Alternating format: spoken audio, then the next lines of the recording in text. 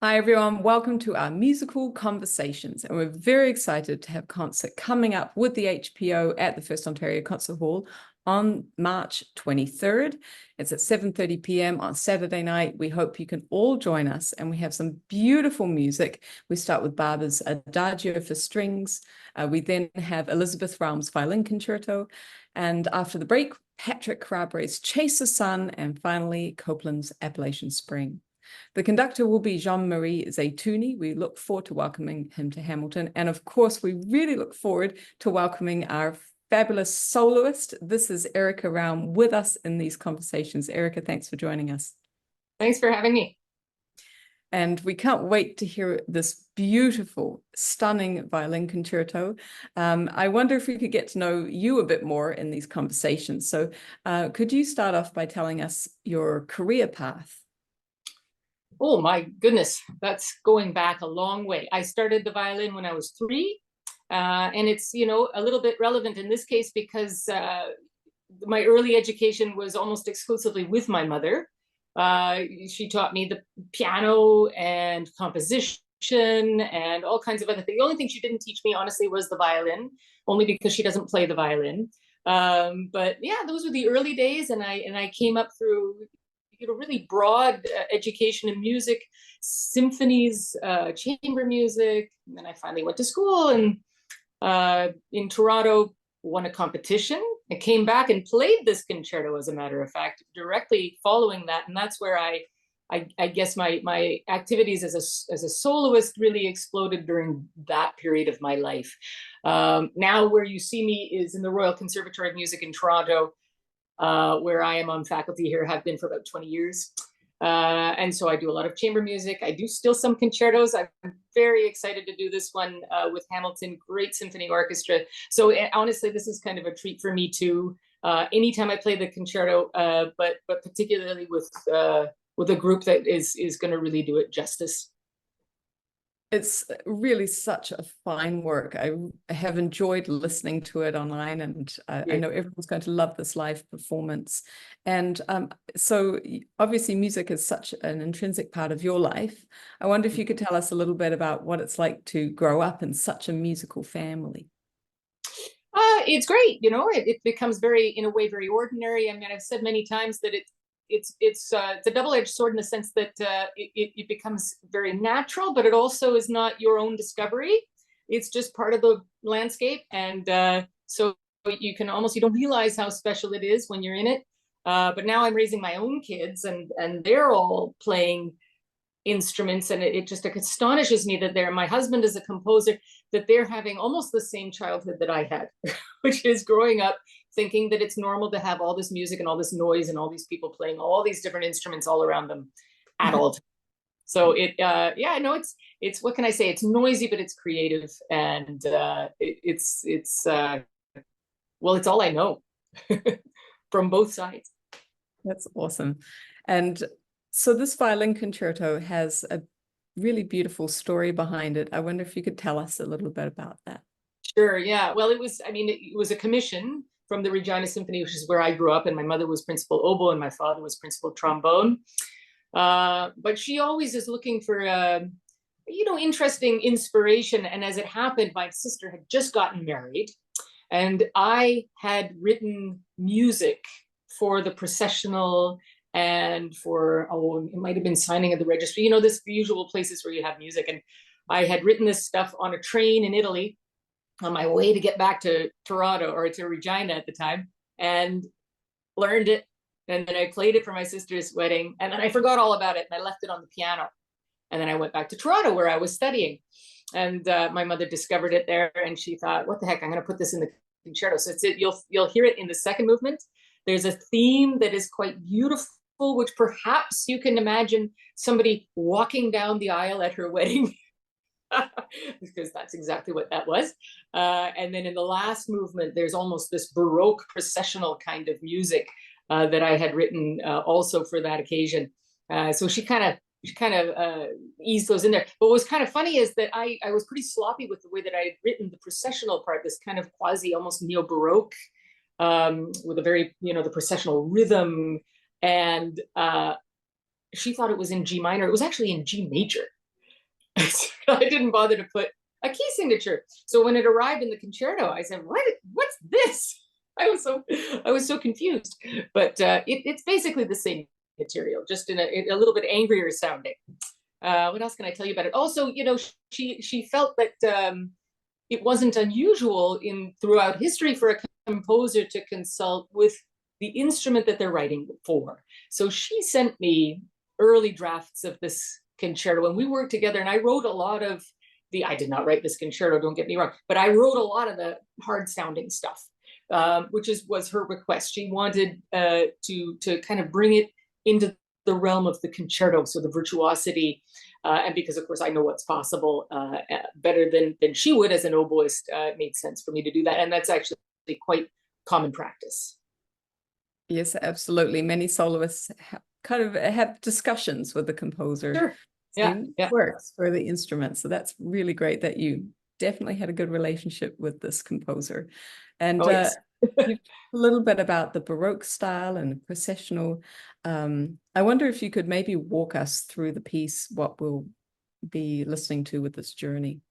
Sure. So the first movement is it's in a sonata allegro form. My mother is very aware and very conscious of the form and the common practices of how to establish a coherent form for a piece. So she used that form for the first movement, which what that means is you hear the theme at the beginning, then you hear it developed, and then you hear it again at the end with a cadenza. The first movement is, I would say it's very very complex. It's a little bit, there's a lot of distress, and a little bit tortured. There's conflict. It's in a lot of conflict. Very beautiful themes, but always kind of pushing up against something. There's an urgency there. The second movement is the scherzo. It's almost like this very whimsical, but also a little bit edgy waltz is what you have. And that's the movement where you have this sudden, almost like night music, where you have this scintillating tremolo in the strings, and then this beautiful theme comes out, if I do say so myself. The way she sets it off is very beautifully. And that's the second movement. The third movement is very sultry. It's a lot more personal.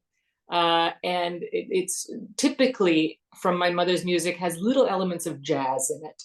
There's something a little saucy going on in there.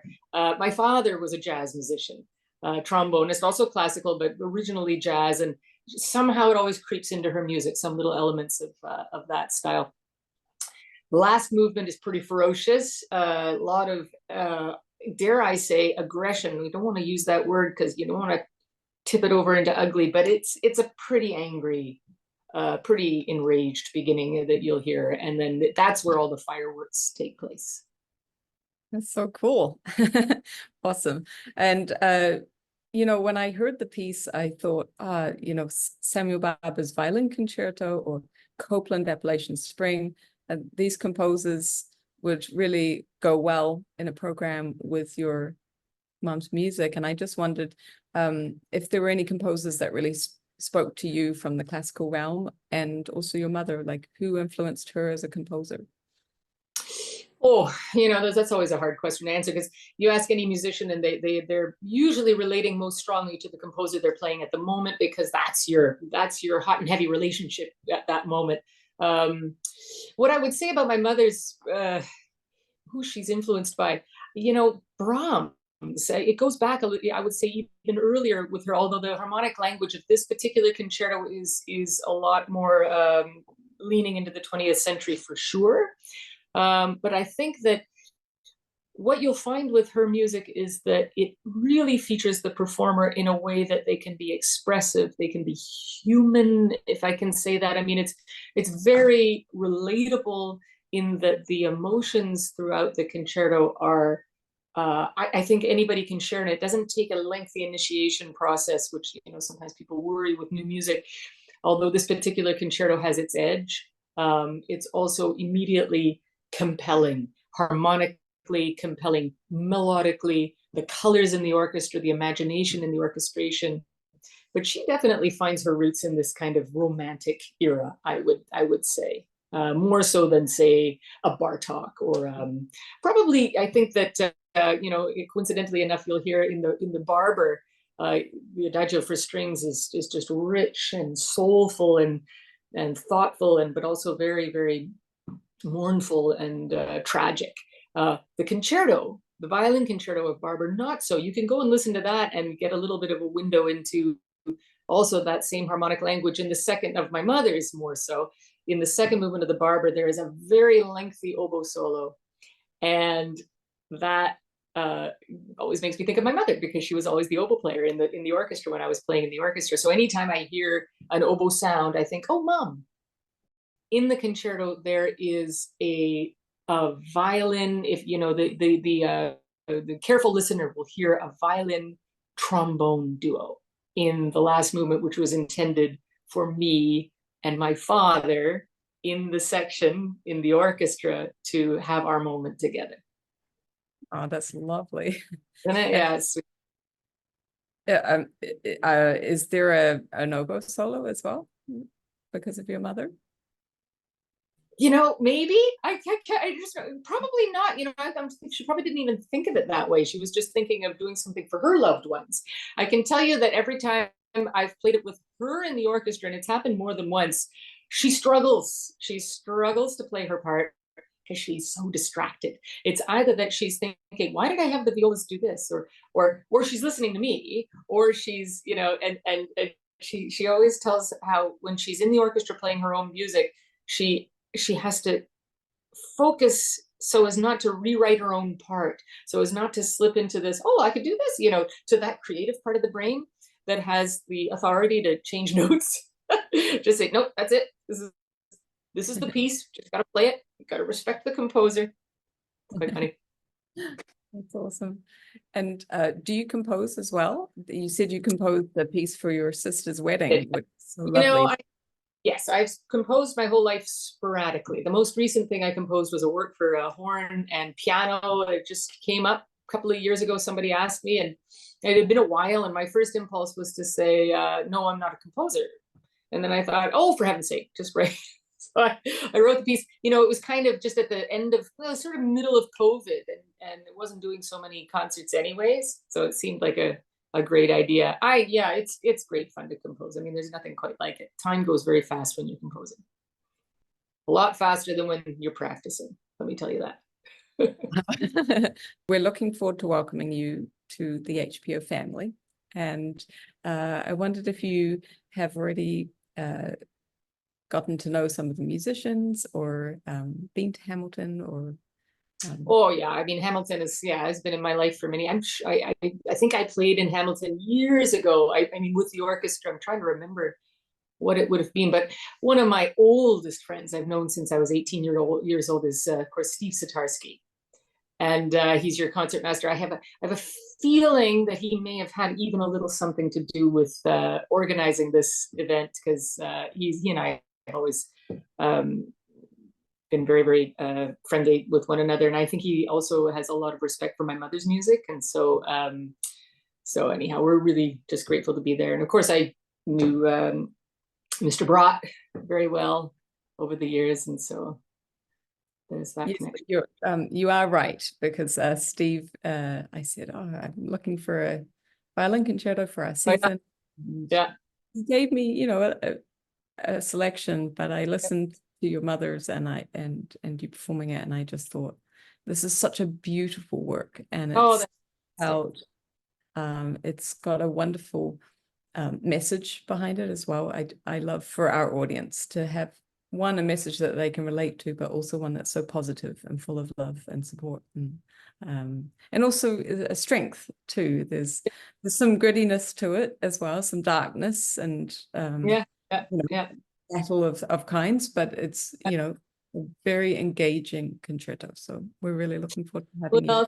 And it is, you know, it's all true, you know, that the working relationship that my mother and I have, thank goodness, because it wouldn't necessarily be the case that, you know, there could be a lot of friction, mother and daughter. It's always been very easy. She's my biggest cheerleader, always has been, and you know, she wrote this for me to make me sound good, you know. And I think that's one of the other things that comes through with her playing. She wants the performer to shine, And that really comes through in this piece. Thank you so much, Erika, for taking the time to talk about your music and life. And we can't wait to hear this violin concerto on March 23rd, 7:30 p.m. at the FirstOntario Concert Hall. Get your tickets and we'll see you there. Thank you.